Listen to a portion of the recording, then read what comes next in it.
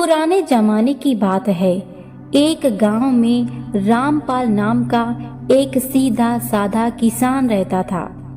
उसकी शादी पास के ही गांव की सुंदर और सुशील लड़की राधा से हुई थी। राधा अपने मायके में बहुत लाड़ प्यार से पली बड़ी थी और उसे कभी किसी चीज की कमी महसूस नहीं हुई थी। शादी के बाद राधा ससुराल आई। रामपाल का घर छोटा था और परिवार बड़ा था।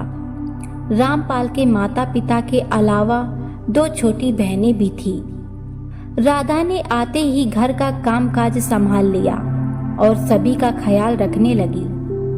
वो बहुत मेहनती थी, लेकिन उसका मन अक्सर अपने मायके में ही लगा रहता था। शुरू में तो सब ठीक था, लेकिन धीरे धीरे राधा ने अपने मायके आना जाना ज्यादा बढ़ा दिया।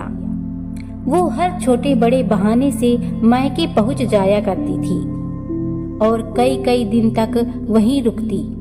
जब भी घर में कोई समस्या आती या किसी चीज की जरूरत होती तो वो अक्सर मायके से ही मदद मांगती, कभी कपड़ों के लिए, कभी पैसों के लिए और कभी खाने पीने के सामान के लिए। रामपाल और उसके माता पिता ने शुरू में इसे राधा का मायके के प्रति प्रेम समझा, लेकिन धीरे धीरे यह उनकी चिंता का विषय बन गया।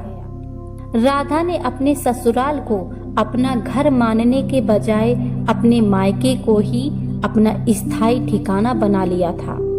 वह घर के कामों में मन कम लगाती और जब भी किसी से बात करती तो मायके के ही बातें करती थी। एक दिन रामपाल की माँ ने राधा को प्यार से समझाया, बहू, हमें पता है कि तुम्हें अपना मायका बहुत प्यारा है, लेकिन अब ये ससुराल तुम्हारा घर है। इस घर को भी तुम्हारी जरूरत है। तुम हर बात पर मायके की तरफ देखती हो, ये ठीक नहीं। राधा को अपनी सास की बात बहुत बुरी लगी। उसने मन ही मन सोचा कि ससुराल वाले उससे बेवजह शिकायत कर रहे हैं। उसने मायके आना जाना कम करने के बजाय और ज्यादा बढ़ा दिया, बल्कि वो और छोटी मोटी चीजों के लिए भी अपने मायके पर निर्भर रहने लगी। ये सिलसिला चलता रहा और एक दिन ऐसा आया जब गांव में अकाल पड़ गया। लोगों के पास खाने को अन्न नहीं था। रामपाल के घर में भी मुश्किल खड़ी हो गई। रामपाल और उसके माता पिता ने बहुत मेहनत की, लेकिन कुछ खास इंतजाम नहीं हो पा रहा था। राधा ने सोचा कि वह अपने मायके जाएगी और वहीं से मदद मांगेगी, लेकिन इस बार उसके मायके वालों ने भी हाथ खड़ा कर दिया। मायके वालों ने कहा कि हमारे पास भी अब कुछ नहीं बचा, ससुराल तुम्हारा घर है, तुम ही जानो।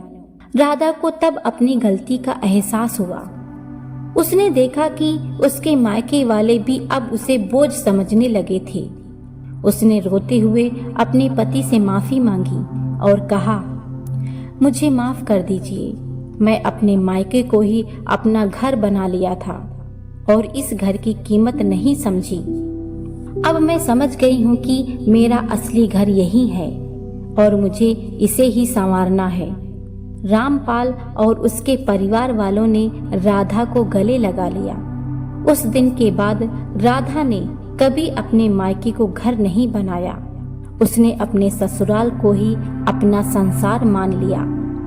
दिन रात मेहनत की और अपने परिवार को हर मुश्किल से निकाला। वह एक आदर्श बहू बन गई, जिसने अपने घर की नींव को ही अपने हाथों से मजबूत किया। दोस्तों, अगर ये कहानी आपको अच्छी लगी हो तो इस कहानी को लाइक जरूर करें और अपने परिवार के साथ शेयर जरूर करें। धन्यवाद।